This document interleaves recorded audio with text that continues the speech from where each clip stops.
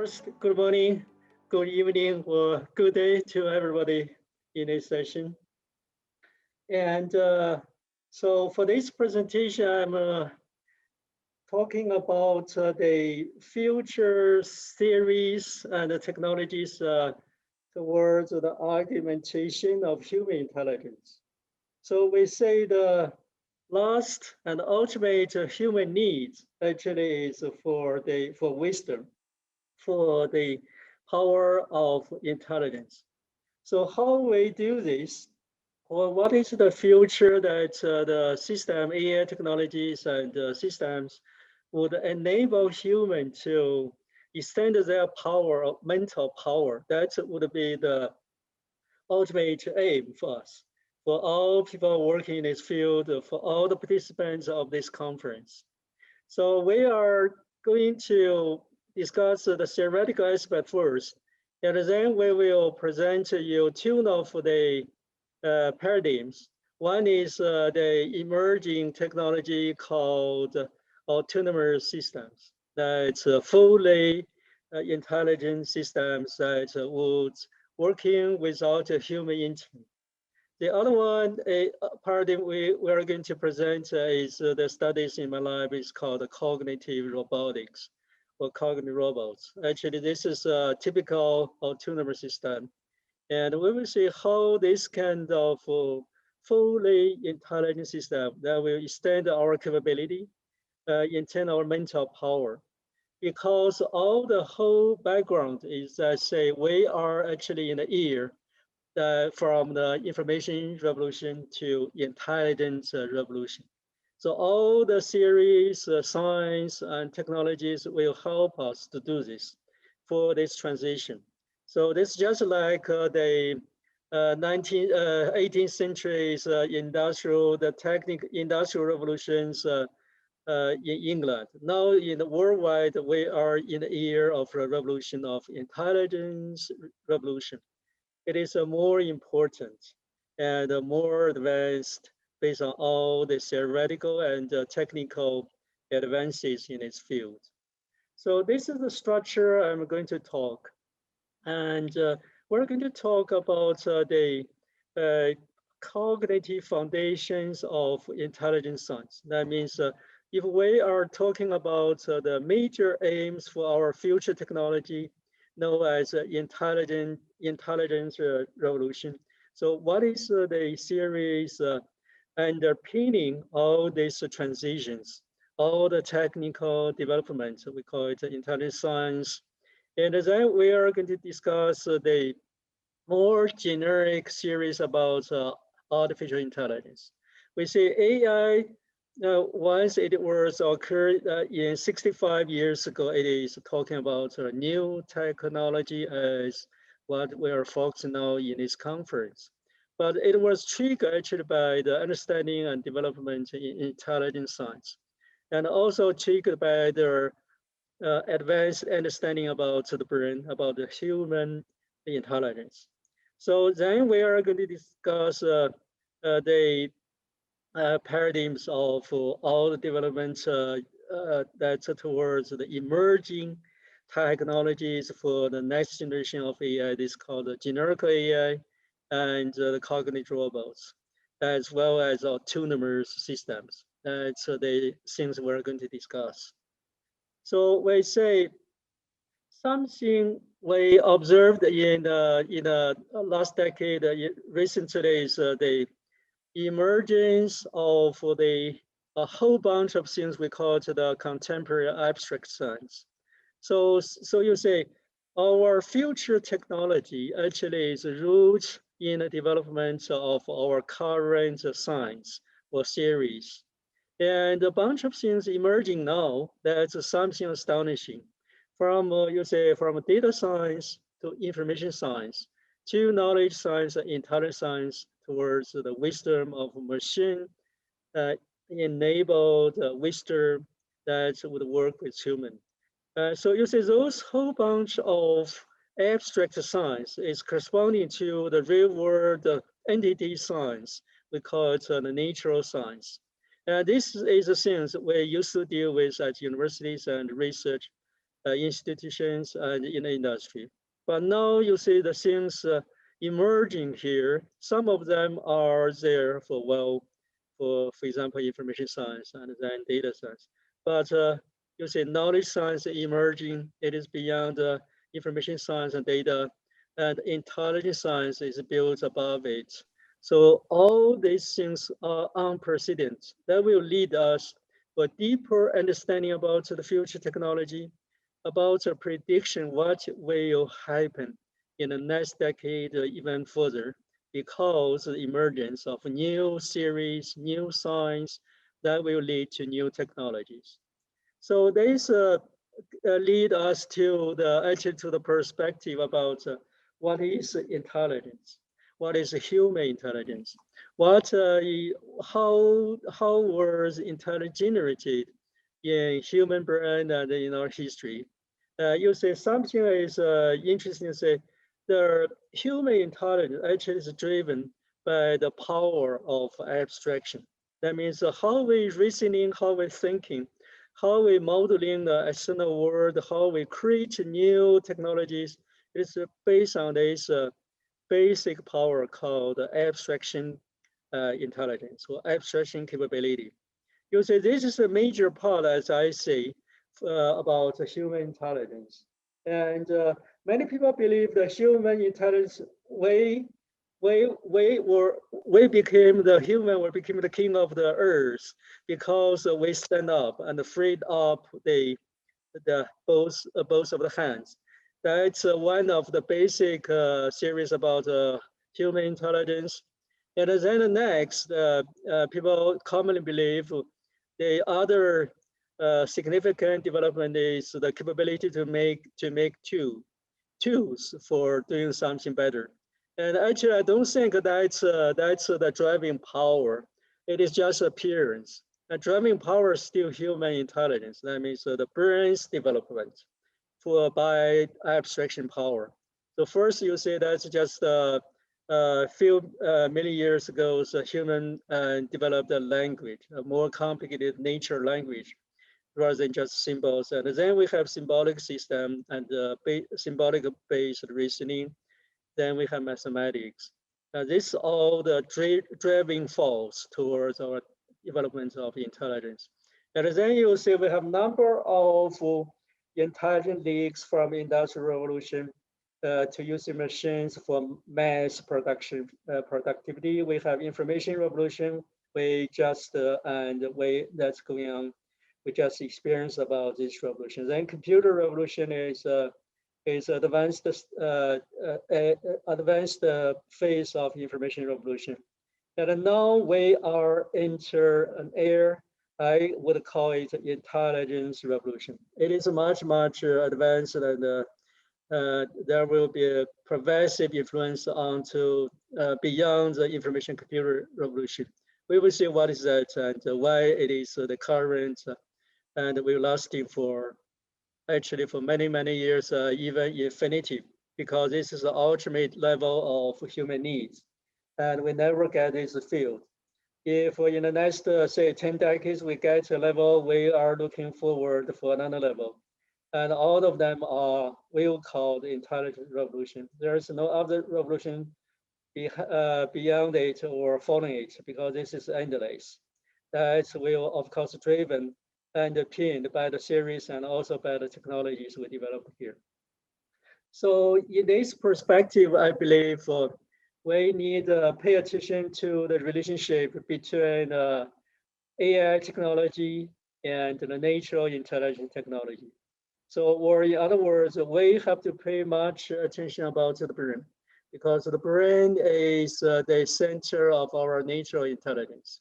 Everything we invented actually is a mimic of the brain. Or as researchers, I hope you pay attention to AI because this is the gold mine for any new ideas, any new series of technologies towards application in AI or machine learning. And that's why I'm both professor of computer science and also professor of brain science. We pay more attention nowadays because from information revolution to intelligence revolution, we pay more attention to the natural intelligence. That would really inspire us about what is the next generation of AI, what is the theories behind it, what is the root problems, challenges. That all the understandings were inspired by the studies in this area. And of course, the studies in AI would provide us tools and experimental power to prove some of the hypotheses, some of the understandings about AI. So that's the transdisciplinary research in between brain science and artificial intelligence or intelligence science, and also knowledge science. So that's all the areas about the future AI in its transdisciplinary areas. So based on the understanding of AI and AI and their relationship, we are going to discuss a number of paradigm in this presentation. For example, the emerging field and emerging very fast and then got a lot of applications in few years, especially in the defense industry. It's called autonomous systems across the world. And then there's cognitive robots. It is some kind of robots. It is not just like industrial robots. They looks will appear like human, will walk, will do something like human. They should be able to think as human. They should be reasoning as human. That's the perspective for the next generation of robots based on AI technologies. And then we were going to discuss all the things that would be considered is brain inspired. And the brain from the AI research actually tells us more about what is intelligence, what is the paradigms we may develop based on understanding in this field. And so this is the introduction, and this slide is just briefly talking about my background. I was a visiting professor at Stanford, MIT, and Oxford, UC Berkeley, and I present talks in many of the leading universities. And through this, I learned a lot from transdisciplinary or multidisciplinary knowledge. And that's actually enriched my vision about what is research in this field, what is the emerging series that underpin future technologies. This is the topic of this talk. And next, let's look at the basic perception about intelligent science.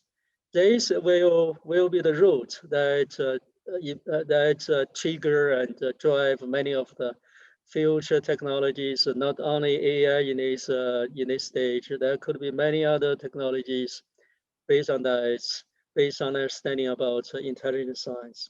And also there are cognitive foundations, that means how the brain works, what is serious about the brain. And in order to develop any other advanced AI or future technologies, we need to understand this better.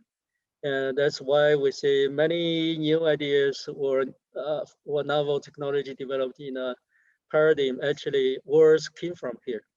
At least that's my experience in my life and in an International Institute of Cognitive Informatics and Cognitive Computing. So first, let's look at the framework of intelligent science. We say this is still under shaping. It is an emerging scientific area called, or field called intelligent science. This is the foundation of our our machine intelligence and artificial intelligence. The first question actually we would ask is, what is intelligence? And intelligence is carried by any person. And but we actually, through thousands of years, we don't have very good understanding or deep understanding about this area. It's a very small area, but it is so marvelous. And because as human, we say, as human, we live in a parallel world. And this is not the parallel world in physical science. This is we as human and as researcher, we live in the real world, and also we live in the abstract world. This is the world of our brain. And actually it is in this area or in this area, under this area as well. This is our abstract world to model the real world. And for the real world, we only use two generic models. One is matter and one is energy. So this is our real world. Einstein told us matter and energy have a certain relationship and they are transformable. And for the abstract world of our brain, we say we only have one model, that's information. So information here actually models all the things we understand, we observed, we were reasoning about the real world.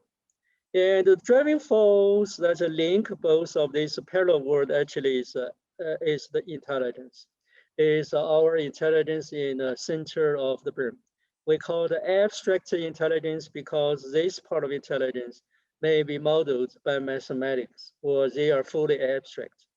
So that's a link to the understanding and says, what is alpha I, not AI? AI is artificial intelligence, alpha is abstract intelligence. We say the essence of intelligence actually is two, parallel two. It could be behavioral intelligence or could be knowledge-based intelligence. So the major part, broad understanding about human intelligence, abstract intelligence is a function that transforms information into behavior.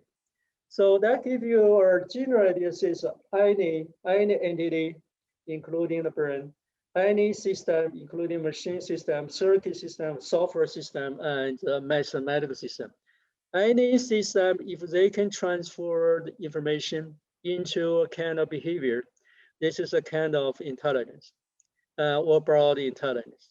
And so that means there is no differences. Whatever is the ways of implementation or what is the means to implement this. If something can do this, they have a kind of intelligence. So then we say the mechanical system can do something like this. That's the first generation of Babar's machine in computer science 200 years, almost 200 years ago.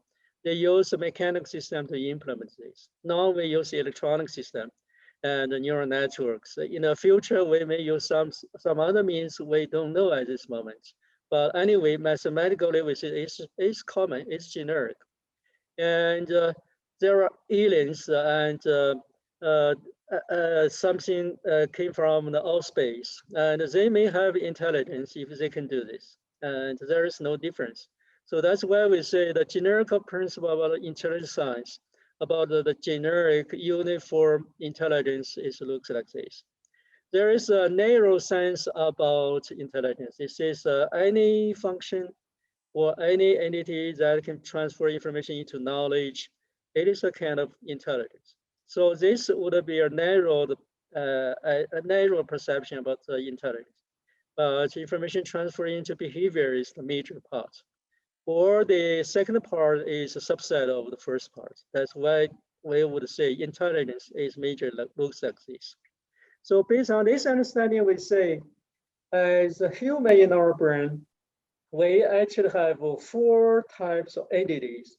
They are transforming and they are they are generating from the external real world by the basic means of abstraction, which is from data to information to knowledge and then to intelligence and wisdom. So this is how human generates our intelligence. And you say the things have hierarchical levels. That means we starting from the bottom level is data, and before data is everything external on the brain in the real world. Then we aggregate data into information, and then aggregate information into knowledge, and then to intelligence. So the aim, I believe, is intelligence. So Bacon in England said almost 150 years ago, says knowledge is a power, but now we understand actually intelligence is a power. Knowledge is the material to support the power of the brain. And that means somebody, they may know all the knowledge. For example, our machine knowledge learning system can learn all the dictionaries, the best dictionaries in the world, but they may still have no big power of intelligence because knowledge is static. As long as if you don't use knowledge, you have no power of intelligence. So we see in the year to extend Bacon's ideas about knowledge's power to actually realize intelligence is the real dynamic power and reasoning power of our brain, and knowledge is supporting materials. So then data is the lower level of materials for aggregation for generating intelligence. Information is similar as data. And we dig up and see what is the fundamental truths or essence about data, all the four-level things. And we say data actually is a Cartesian product between a quantity, external world, something have a quantity, and against the scale that maps to something we call the data. So the unit of data is a bit, or is a bit as Shannon told us. So information is a Cartesian product of D and D. So that means the relationship between data becomes information. It is still a bit. The unit measurement is a bit. But knowledge is the relationship between concepts. So that means in human brain, the basic unit of knowledge, structural knowledge, is a formal concept, is an individual concept about the real world. The relationship between them is knowledge. So that's the first time we say what this is my work in the paper says what is knowledge? Knowledge is a Cartesian product between a pair of concepts. If you have millions of concepts in the brain, actually that's the knowledge could be very, very complicated. So this is okay. So something observed here more important is unit of knowledge. It's a beer. It's a binary relation. This is my discovery recently. So says it is no longer knowledge. The units of knowledge or the measurement of knowledge is no longer a bit. It is a beer. It is a binary relation. And then we see the top level. What is intelligence? Intelligence is a Cartesian product between the information and the knowledge. It becomes a behavior or action. So the base unit of intelligence is a binary process. Okay, so let's skip a few things. So then this leads to the emerging field of science in our field that's called the autonomous systems. This is a very important development in recent years towards the extended or generic AI system. It's called autonomous systems. So autonomous systems is based on our studies. This is a very recent paper. Actually, will be released in January, but it has already published online in an attribute journal. And discovery in my group, that's about 10 authors with me. With discovery says the intelligence have 5 levels. The basic level called reflexive intelligence actually is shared between human and animals. And we have no difference at the kernel, the bottom level of intelligence called reflexive intelligence. Then we have imperative. Imperative is a programmed or stored program controlled intelligence. This is what our current computer may do. Then we have adaptive intelligence. This is the bottleneck of our intelligence power. And in the last 50 years, including AI, actually, we are still bounded by this cap. And we want to make a breakthroughs. Actually, every researchers in this field, including the participants in this conference, we are trying to break up this bottleneck and to develop autonomous intelligence. That means the machine would work by themselves without human intervention. And in the next step for the cognitive intelligence, the machine can work coherently with human. That means a human may be a counterpart, or machine can be an assistant for us. So this is the whole picture about hierarchical levels of intelligence. Actually, we're still bounded here. We didn't break up the constraints here at level of adaptive. You hardly find anything in the last decade or last 50 years what is fully autonomous. There was no such thing. So now we are working here towards the top level. So this is a whole picture that just told us what is intelligent science, basic perception intelligent science, what that kind of perception series would lead a bunch new technologies in the future. And so another second discovery is in intelligence actually says intelligence not merely a speed issue. And many people believe if we have more powerful or more faster computer, we will have better intelligence for machine. Actually, it's not.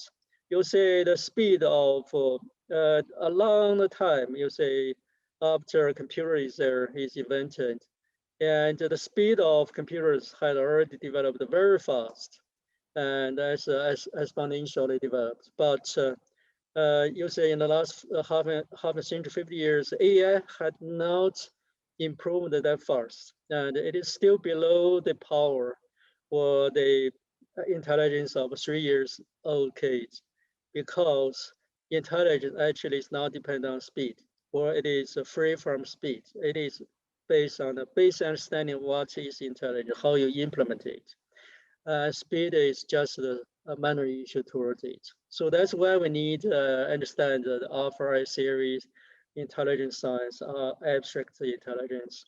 And then you see this is a generic mathematical model. Says what is the relationship between these four levels of intelligence? We say the bottom level is actually is the supporting materials, and then we get it embeddedly, aggregated from level to level, from bottom level to higher level. That's called inductive intelligence. If we go it by from a higher level, from top to down, it is reductive intelligence. And then this is this is my published in one of my paper, becomes a basic series of intelligence science and system science. See, the system and intelligence science actually is embedded layer by layer there. Okay, we will skip something because time is limited. You say the abstract intelligence about the brain, actually talking about a number of intelligence. In theoretical intelligent model here, we say there are 5 levels of intelligence. If you look into the brain, actually at least there are 4 of them are maybe rigorously described. So we say this is our memory, short-term memory from external stimuli. This is our behavior output from action buffer memory. Then inside we have short-term memory and long-term memory in the brain. And so the relationship, the transfer from information as data as output to information into the short-term memory, we call it as a prospective intelligence. So that's just something we share with animals. Animals can do this as well. And the power transfers information from short-term memory to long-term memory as knowledge. We call the cognitive intelligence. This human power. Now the animals don't do this, or they can't do this because they have no abstract power.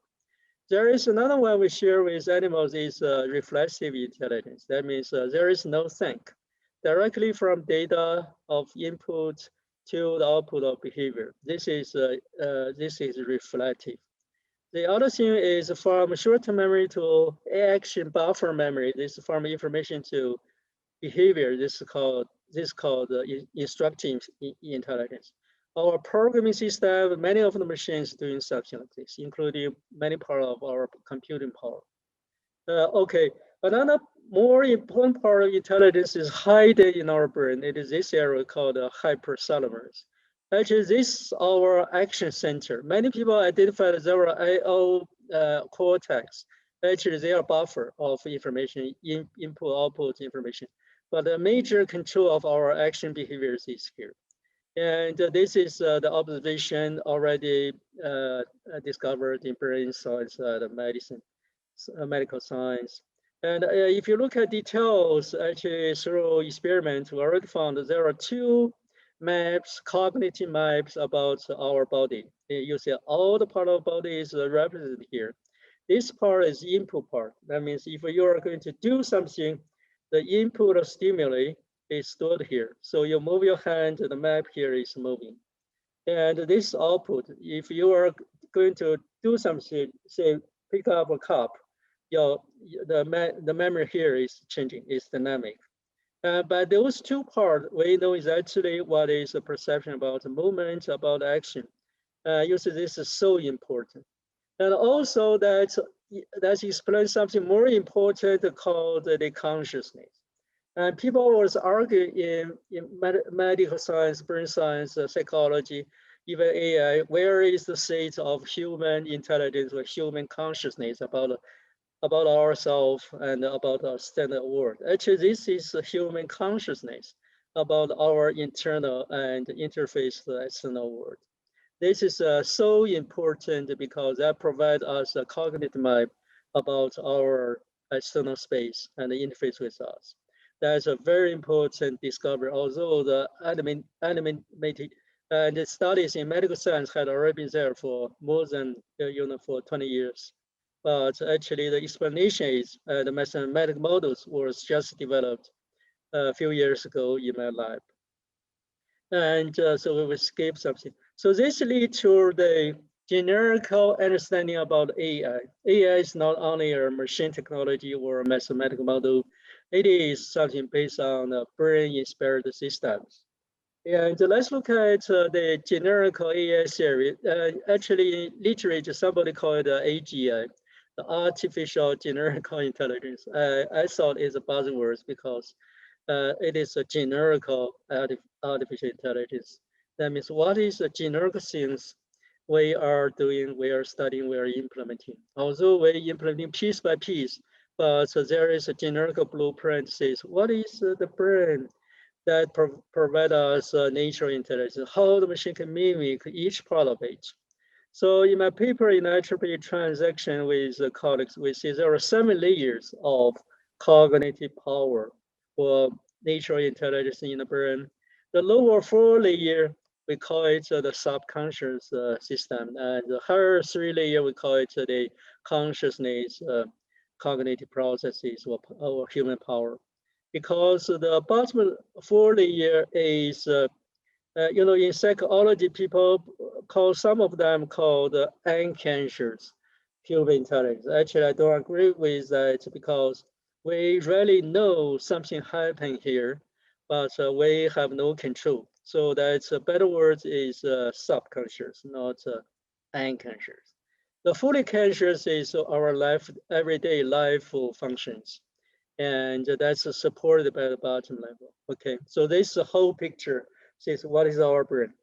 And in other words, if you're in computer science, you will say there are something similar to computer science is what is this part?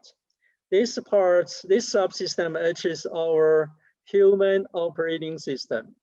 This is something once a person is born, is newborn. This is operating system preload by your parents. And the baby had already this kind of things loaded by the parents. Of course, then you get mature in the first few years, but almost everything was there ready for baby, newborn baby. But this part is our human apps. The apps is developed lifelong through our learning. And so this is extension says all the 7 layers may be extended to detail the functions. We call the individual cognitive processes. There are 58 cognitive processes identified at these 7 layers in human brain. And anything beyond it is your everyday applications. And anything behind it is your hardware, your brain cells. And for example, top level for the higher cognitive level functions, including something we are paying attention in machine learning. And actually there are more things, say problem solving, decision making. This kind of things are more advanced than machine learning. And machine learning is a small part of the functionality human may do. And also we learn more about knowledge in our lifetime time rather than learn to identify a picture or recognize a pattern. That had already been solved in a lower level in early life. And for baby, for 3 years old, They already can do all these low-level things. There are many underpinning functions, and now this machine can do it. Okay, so this is why we say we still have a long way to go for mature the AI system after we understand the nature intelligence about the layered reference model of the brain. And also that explains internally our knowledge representation is not, we don't store or retain our knowledge, learns knowledge in the center of the nucleus, but somehow we develop a smart system, we store our knowledge in the edge. This is called the synaptic connections. Once we learn the piece of knowledge, we create a link. And that's our abstract model. And then we can describe it as a mathematical model. It is called OR model, is a set of objects, is the nodes. And set of relations is synaptic links. And the set of attributes is subnode, or is a smaller neurons. So that becomes a logic model with the OR model says, this is our knowledge. So based on this understanding, so we can do a lot of things. We can develop the 6 category of machine learning beyond the current pattern recognition or image recognition. We can extend it to the human level. AI is called machine knowledge learning. And we will talk a little bit more about that. But another thing is one of the discoveries is what is the capacity of human memory? Well, this is a common question is how much we can remember and in our life. And people would say, okay, that would be something very large, but what is the mathematical model or what is the real estimation about that or the maximum possibility of capability? I remember about 15 years ago, we had a keynote in Southern France in an international conference. The second keynote was a chief engineer of IBM in France, and in the second day in breakfast, the chief engineer told me I could not get into sleep last night. I asked why. He said, after your talk about this, I could not sleep. I have to change or modify my slides. I asked why.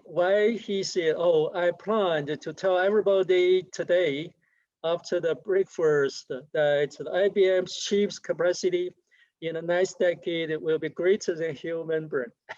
But the estimation of the mathematical model here says it is her number.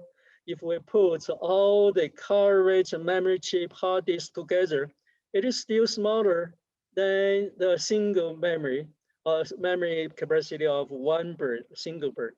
So this is why you say the IBM estimation had been changed.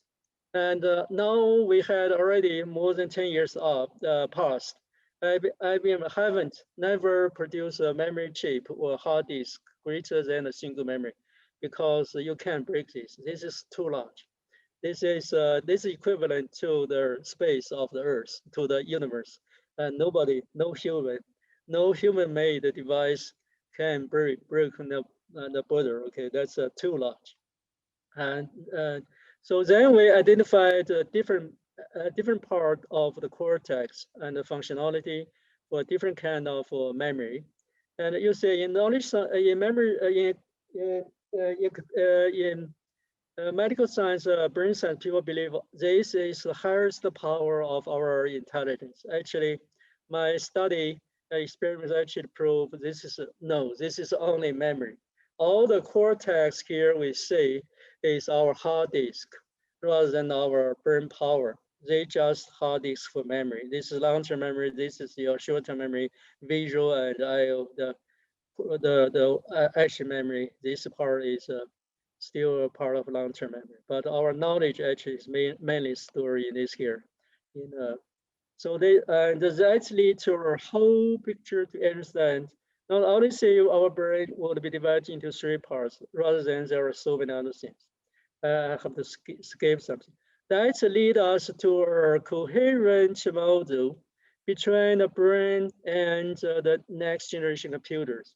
This will lead to generic AI to lead to more powerful intelligent machines. And in the future, we no longer need the algorithm for machine learning for the neural networks because the machine can do better things, even better than humans, because they have speed advantage. If they got more powerful intelligence structures, they would be better than us. And also that provides another way to explain what is the brain. You see, there's both ways between brain science and computer science or artificial intelligence science. That tells us how the brain works, which part is part. You see, all the mappings actually tells us details about functionality. You see, this is actually a fundamental discovery about human brain and the next generation computers and computer science. All of that was supported and underpinned by another development, major development in my lab called intelligent mathematics. The IIMS actually is a discovery that says our our traditional mathematics was in the domain of real numbers or bits. But uh, but uh, but in intelligence science and computer intelligence, our entities is no longer in this domain.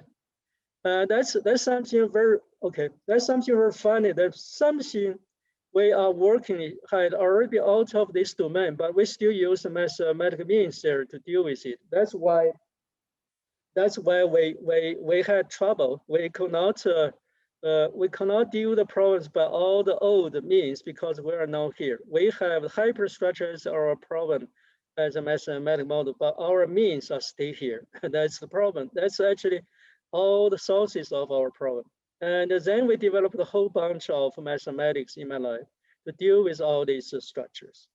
And I have no time to explain each of them. That actually becomes a foundation for next generation computers. Let me talk a little bit about cognitive robots as a paradigm. Cognitive robots is something we hope it work autonomously as human without conventional intervention of human. So this still based on this generic finding at the model, say what is cognitive computer robots to implement all these boxes. And that leads to the sixth category of machine learning beyond all the things we know as classification, pattern recognition, and behavior generation. That's the lifelong human capability to learn knowledge. The future machine should be able to do this as well. And there's some experience about how our machine learn knowledge and that builds their knowledge base. And this is experiment how the machines quantitative analysis knowledge, human knowledge in machine ways.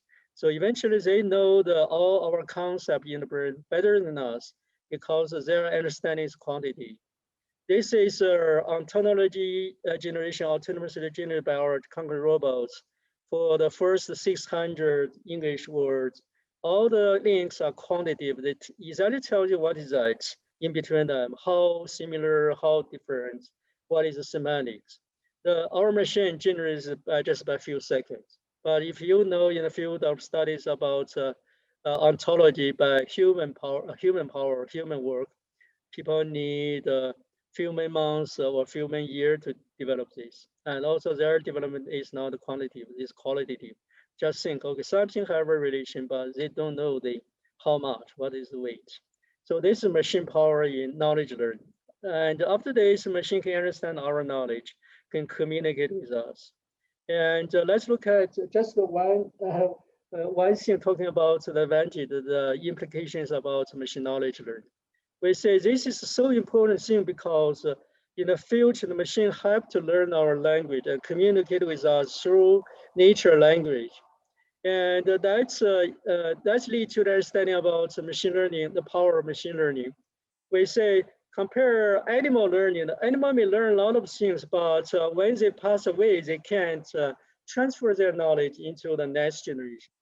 And a human overcome that's a shortcut. And a human can transfer our learned knowledge through libraries, through university systems, through books to the next generation.